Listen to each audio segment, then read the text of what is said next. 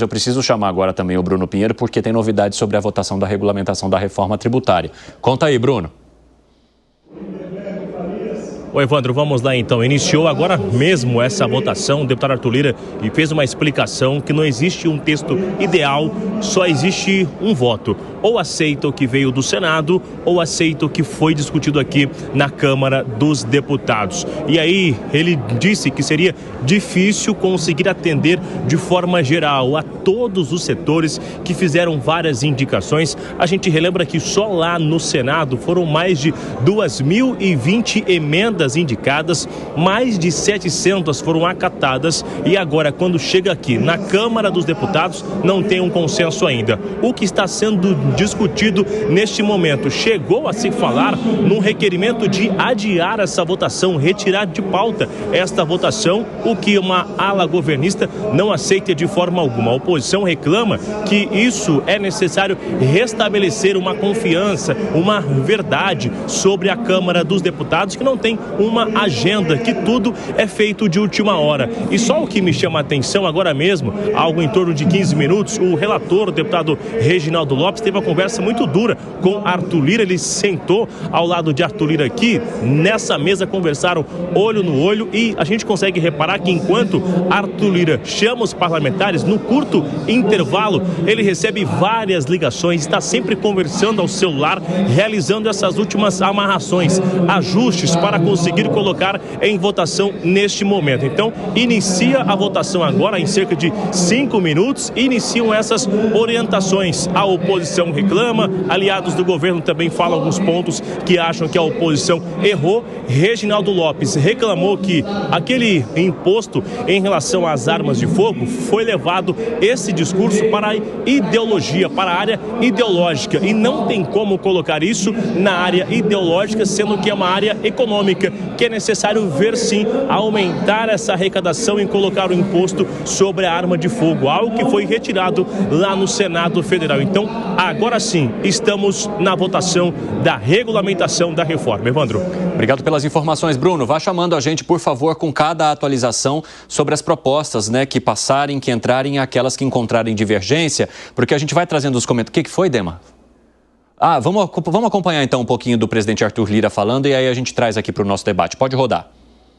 Ou aceitamos a relatoria do deputado Reginaldo Lopes. Presidente, nós vamos encaminhar não, mas eu queria só falar uma coisa. Foi uma festa tão grande quando nós aprovamos a PEC, que eu fiz o grupo de trabalho. Eu só lamento que a gente chegue nesse momento, respeito todos os estados da federação, mas nós precisamos ter um compromisso político de ter projeto de lei para que alguns estados, como é o caso do estado de São Paulo, e Minas Gerais, Rio Grande do Sul, Paraná, Santa Catarina, nós não percamos mais ainda do que muitas vezes nós já perdemos. Então o encaminhamento é não, contra a retirada, para que a gente possa votar a matéria e depois buscar um aperfeiçoamento, presidente. Obrigado, deputado. Esse é o encaminhamento. Como orienta a Federação PT, PCdoB e PV. Oi, meu querido. Presidente, orienta não. O PL, a orientação do PL é sim. PL é sim. Traz aqui para mim o microfone. Te abre aí para mim, fazendo um favor.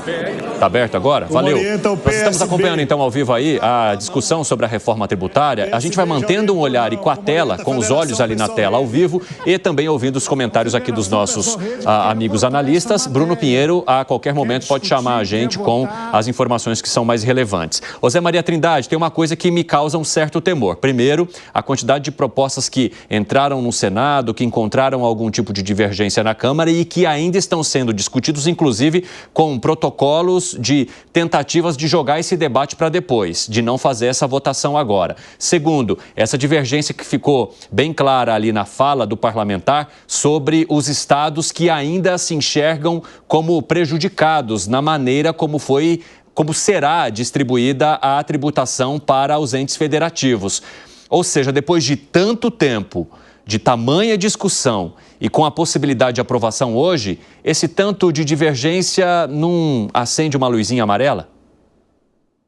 Pois é, eu ouvi representantes de estados que vão perder com a reforma tributária. E eles já estão contabilizando, né? Vamos perder e não há mais jeito, porque o bruto mesmo passou da emenda que já foi promulgada, esta regulamentação. Eles trabalham então com atrasar. É o caso, por exemplo, do Mato Grosso, os estados exportadores.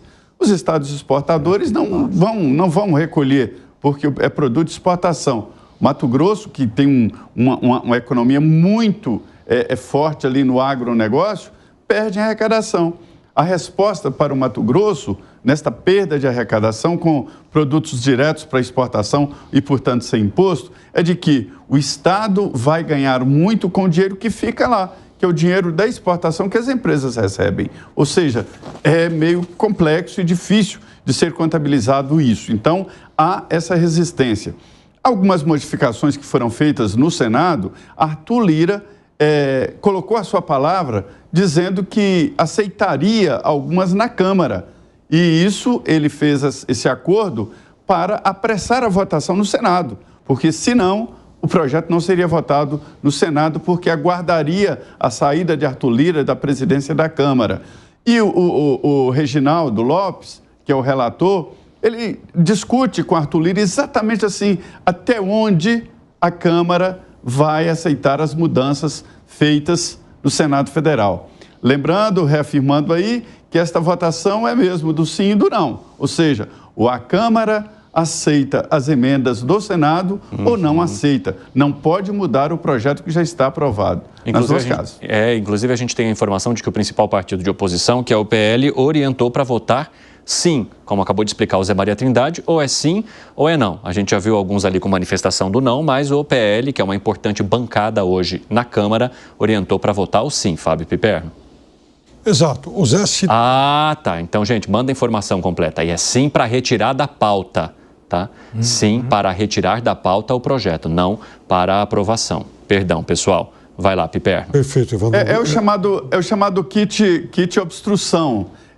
Apresentar retirada por um dia, por 2 dias, por 3 dias, né?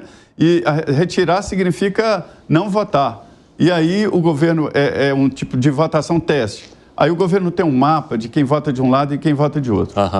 Fala, Piperno. O deputado Reginaldo Lopes é o grande defensor da alíquota de 26,5% e não 28%, como o Senado indicou, né?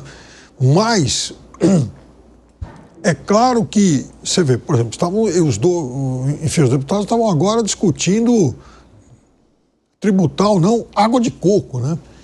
Então, você está rindo, mas é para chorar. Confesso para você que, sabe, se bebida adocicada vai ter ou não imposto pecado, enfim, da mesma forma que armas. Né? Então, não era para chegar nesse detalhamento. Confesso para você que eu sou a favor da reforma tributária, eu acho que ela tem um monte de virtudes, mas esse tipo de mesquinharia, vamos falar o português claro, isso atrapalha demais. Fala, Gani. O grande problema dessas alíquotas diferenciadas é que sempre um setor vai falar assim, olha, mas eu não consigo sobreviver se eu não tiver uma isenção fiscal, se eu não tiver um subsídio do governo. Paciência, se este setor não consegue sobreviver com um número X de empresas, significa que ele é ineficiente para o país, precisa ter menos empresas neste setor, porque de alguma maneira a gente está pagando essa ineficiência. À medida que um setor tem a isenção tributária ou paga menos impostos, quem está arcando com a ineficiência do setor é a população brasileira, com seus impostos, com juros mais elevados. Então, deveria ter uma alíquota padrão de IVA e não deveria ter exceções. Quem vai escolher o que consumir, o que não consumir, para onde vai o capital, vai ser o próprio mercado. Isso é muito mais eficiente do que essas distorções criadas artificialmente. Que foi, Segré? Quando o Banco Mundial tem um sisteminha que o outro dia o Zé Maria nos contou que a Fazenda também tem um, que determina qual seria a alíquota estimada sobre a expectativa do que hoje temos.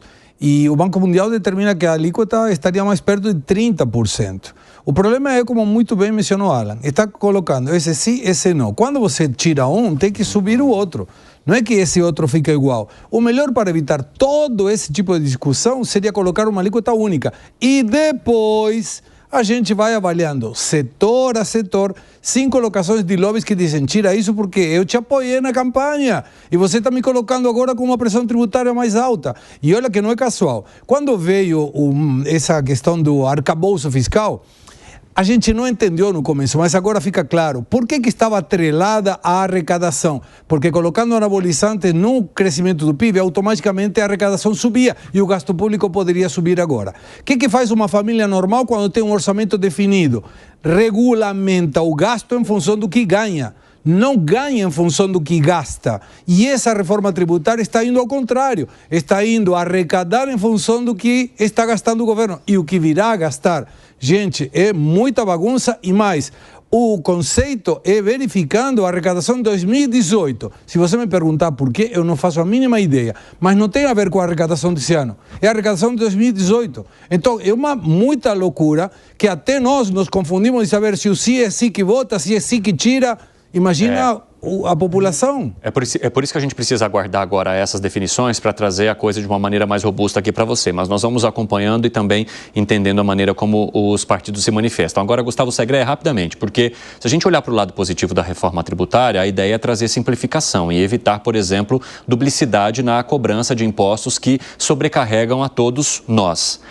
Ela cumpre esse objetivo no teu ponto de vista? Então, desse lado há o cumprimento. O problema é a quantidade de benefícios que se dá a alguns setores que acaba comprometendo o restante todo? É isso? Sim, mas melhora, de fato. Em lugar de ter que colocar IPI, ICMS, aí você vai ter PIS e COFINS, que não está determinado na nota fiscal, mas que está no livro. É muito complexo hoje. Claro, vai ser melhor, vai ter o IVA somente, então com isso vai resolver. Mas tem produtos que vão continuar pagando IPI. E aí vem uma situação. O senador Braga é da Zona Franca de Manaus, é da Amazonas. Sim. Então está colocando um monte de coisas e vamos tocar esse assunto assim que a reforma esteja determinada. Vai ter muito produto que vai continuar pagando IPI por cima do IVA. Então aí não cumpriu nem uma coisa nem a outra. Que foi, Piper? Não, só um detalhe, né? Quer dizer, a reforma tributária que vai sair agora, né, dessas votações, não impacta praticamente nada o atual governo, que isso depois vai ter a sua implantação gradual e vai demorar, inclusive. Sim. Agora, você vê, por exemplo, olha o detalhamento, né? O setor de cemitérios reivindicou aí umas isenções e tal. Por quê?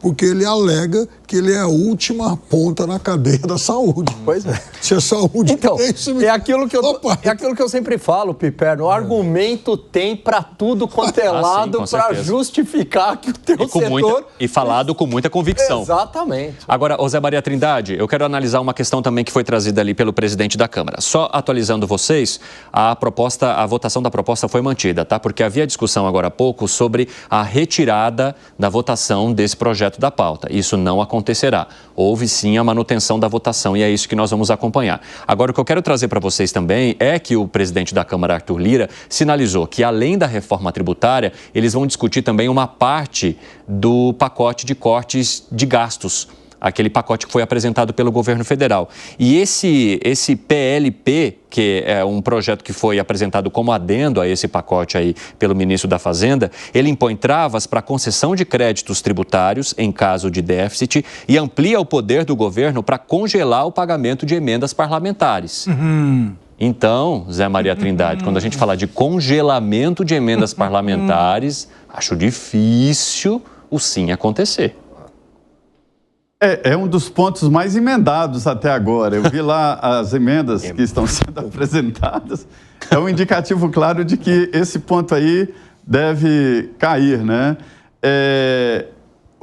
A promessa de colocar em votação é um dos, né? São dois projetos de lei e uma emenda à Constituição. Os dois projetos já estão com urgência constitucional, né? Muita gente, eu ouvi de senadores, eu e o Segre conversamos aqui com o senador que não acredita na votação, não. Ele, como é isso? E aí, vota hoje e amanhã no Senado? Quer dizer, é muito difícil. Muito difícil mesmo votar neste ano. Mas, de qualquer maneira, esse pacote de corte de gastos será modificado. O mercado sabe, o mercado não é bobo. Ninguém brinca com dinheiro, ninguém joga dinheiro pela janela. E não é uma aposta ideológica de eu acho. É certeza ali de que isso vai acontecer. Mudanças exatamente na Câmara dos Deputados, né? Esse projeto de regulamentação. Sobre a reforma tributária, a regulamentação, eu desde o início estou chamando a atenção aqui para uma situação, uma armadilha do Congresso. Esse projeto de reforma tributária é do Congresso, não foi do governo. Uhum. E o Congresso, colocou uma emenda à Constituição com muitos detalhes e depois veio essa regulamentação detalhando cada ponto, e isso para evitar que o governo possa definir ali situações através de decretos, como é hoje. Então, para mudar qualquer um dos pontos da regulamentação da reforma tributária, a partir de agora precisa mudar a Constituição ou uma lei ordinária. Isso não é fácil. E eu quero trazer também outro ponto que está sendo analisado, que foi discutido, que era, né, a retirada das bebidas açucaradas do imposto seletivo, que também ficou conhecido como imposto do pecado por aqui, depois a retomada, o retorno desses produtos a partir de uma decisão da Câmara agora. Então, saiu no Senado, veio para a Câmara e retornou. Porque isso gerou bastante questionamento sobre a possível contradição de você retirar esses produtos a partir de um lobby que foi feito ali no Congresso Nacional, ao mesmo tempo que você mantém, por exemplo, os carros elétricos recebendo esse imposto seletivo num momento em que se discute muito a transição energética para a manutenção das questões ambientais. Fala, Zé. Pacini, é só um detalhe, um bastidor dessa disputa. Fale. O açúcar foi taxado e, em seguida, falaram, não, mas se nós formos taxados, os refrigerantes também têm açúcar, tem que ser taxado. E foi a primeira vez que eu vi briga de grupos aqui. Hora que foi puxando o fio, é cada vez mais produto que antes. Se o açúcar vai, tudo que vai açúcar também deve. Como é que você avalia essa discussão e, ao mesmo tempo, essa incoerência apontada por muitos, hein, Fábio Piperno? Essa questão das bebidas e dos açúcares que o Zé apontou, isso aí deveria levar como título a doce briga, né? Então, veja, no caso, por exemplo, dos carros elétricos, que formam aí um universo relativamente novo, né? Estão chegando agora, já vai ter fábrica na Bahia funcionando ano que vem, né? Isso aí não é anabolizante, é investimento, né? A partir de março, provavelmente. Exatamente. Então, o que falta a eles é lobby. Por quê? Porque eles estão sendo sobretaxados, porque, obviamente, a Anfávia tem um lobby mais forte. E a Anfávia, por sua vez, não tem um lobby tão forte quanto de outras categorias, como o agro, por exemplo. Não existe uma frente parlamentar da indústria automobilística, isso não tem.